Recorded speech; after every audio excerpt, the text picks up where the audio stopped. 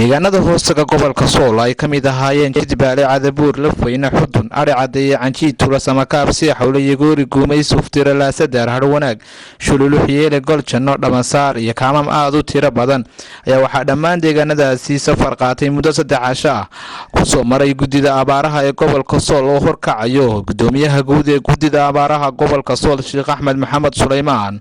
ujeedka safarkaasi ayaa ahaa sidii wax looga ogaan lahaa xaaladda dhabta ah ee ku sugan yihiin dadka deegaanadaasi iyo dadka soo guurtada ah ee deegaanadaasi ka agdhow waxaa xusid mudan in maalmihii ugu dambeeyay warxmaadka alle ka curtay qaar ka mid ah deegaanada gobolada Soomaaliya iyadoo ay dadku cabashadoodu aad ugu badan tahay dhanka biyaha dadka deegaanadaasi ayaa cabasho ka muujiyay ceelasha riiga ah ciladaha inta badan soo wajaha iyo sidoo kale shidaalka lagu shubo matoorada ceelashaasi waxay dadka ku dhaqan deegaanka Shulux baaq dhanka caafimaadka dad iyo xoolaba u direen wasaaradda xanaanada xoolaha Soomaaliland iyo sidoo kale wasaaradda caafimaadka ee Soomaaliland waxaan baaq u dirayaa wasaaradda xanaanada xoolaha deegaanku abaar iyo bugta aad ugu badan waxaan joogay anigu hadeer muddo 1 sano iyo badh abaan joogay halkaas sano iyo badhka wasaaradda xanaanada xooluhu may iman deegaankan halkaas sano iyo badhka waxaan imi October aduu halkaas bugtadu marka wasaaradda xanaanada xoolaha waxaan u dirayaa baaqa inay dadka xoolaha la soo gaaraan daawo talaal wixii loo awoodo in la soo gaaro horta halkaas aan u dirayaa wasaaradda caafimaadka waxaan baaq u dirayaa meesha waa la isugu soo guuray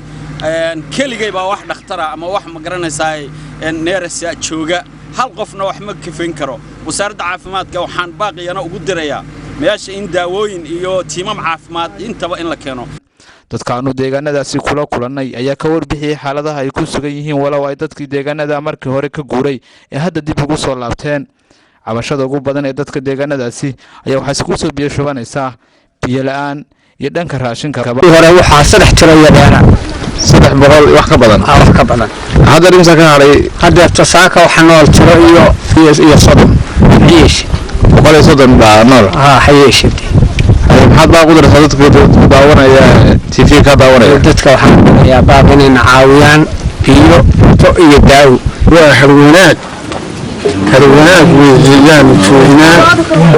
waqtiga dalka ka dhacay baan leenahay waan idin baahanahay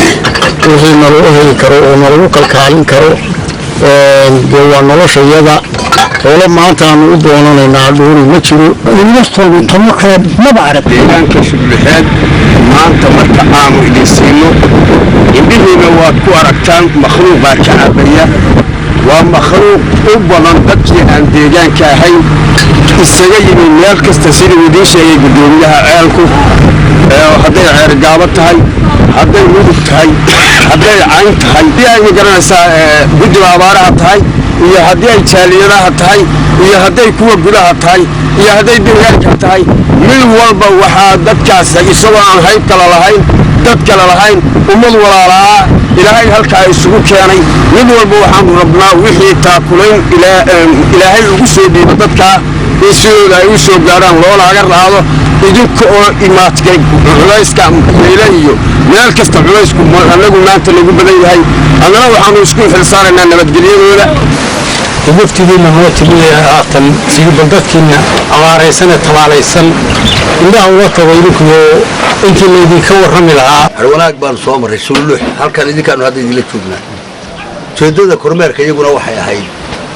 waxan abaartan ballaaran ee dalka ka dhacday bal saameynteeda iyo qiimeynteeda inaan xoogaal dhab u noqono mugaal waa laga hayaa dadku hawd buu hayaabay markii hore wax ka diin dhulkana dadkii wuu soo noqdo hawd waa laga soo noqday majority marka waxa jiray wiig ama 2 wiig ka hor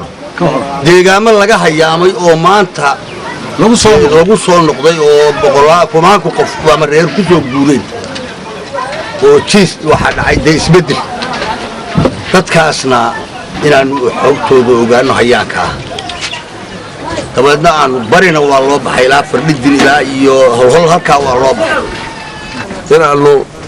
xog urursan oo rasmi ah wada maamulku shalay way nala socday badha saabka ilaa iyo xudun way nala tageen xalay marka xaq u noqonayo maanta howla naga hadhay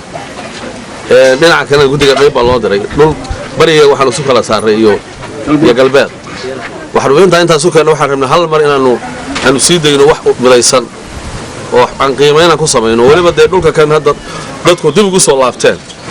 ayaan aad xoog u saareen inaan aragno oo dadkii ku soo guureen waana inta badnayna waa soo aragin badan waa noo dhiman tahay kullu la sadar iyo dhul badan baa noo dhiman dhulkana meelaha inaan marmarana waan jecelahay waxaan jecelahay inaad noo soo koobtaan xaaladda abaaraha oo war kooban aad naga siisaan ومحمود آدن أسكر محمد قري تلفزيون عالمي Somali News deegaanka Hiile